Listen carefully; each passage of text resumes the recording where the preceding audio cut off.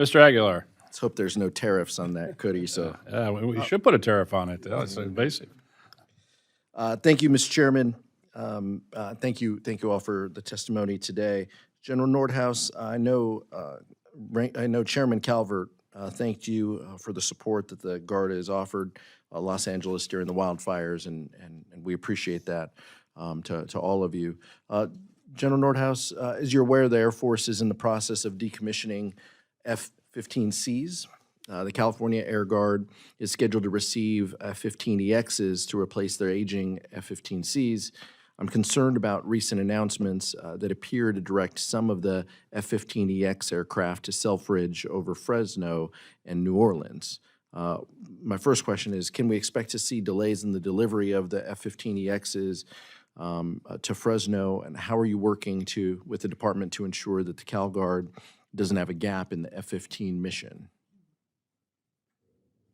Congressman, thanks for the question. And in a previous role as the Kona 1st Air Force Commander, I understand the mission set very well and what Fresno does for Northcom in that mission space set. Incredible unit out there. I recently was out in Portland and had the opportunity to fly in an F-15EX, so it's a great aircraft that will come into the Air Force, and the Air National Guard is bringing that on board. We also work very closely with the Air Force as we continue to modernize the force, and we appreciate the additional F-15EXs coming into the Air National Guard. We're working very closely with the Air National Guard. General Pierak, our acting director of the Air National Guard, working very close hand in hand with not only the Air Force but the Air Force Reserve about what bed down for fighters looks like in that future. As we look to the F-15EX and the C model transition there, they're working that very closely so there's no gaps or seams, and they're trying to mitigate any impacts. Will there also be, with the training courses for the A-10 pilots transitioning, could the A-10 to F-15EX transition cause some manning shortfalls across the F-15 enterprise? Well, Congressman, I would say this. Transitioning from an A-10 to an F-15C will be a longer training program, and so that will have to be planned and really thought out very, very well.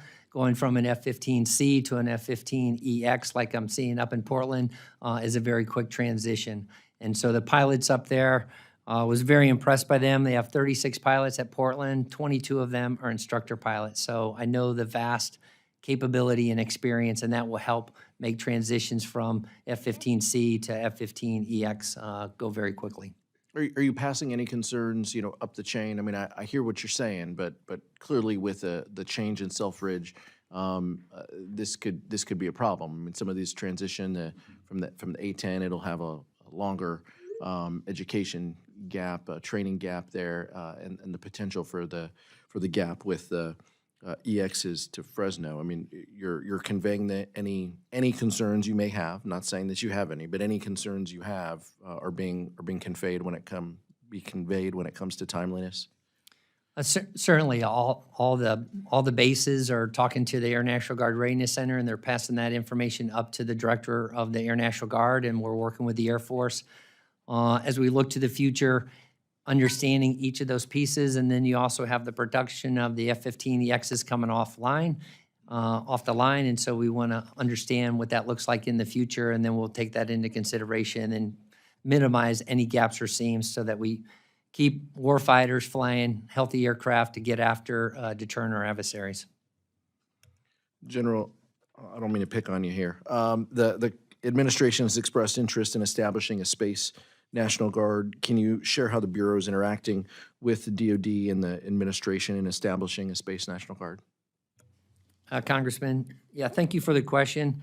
Once again, in a previous role, I was the AF Space Commander for Spacecom, so I understand the space mission pretty well. I know our Air National Guardsmen have been doing this mission set for 30 years. NDAA 25 has that transfer of 578 into the Space Force. We're working very closely with the Space Force and with the Air Force on that transition. Thank you. I yield back, Mr. Chairman.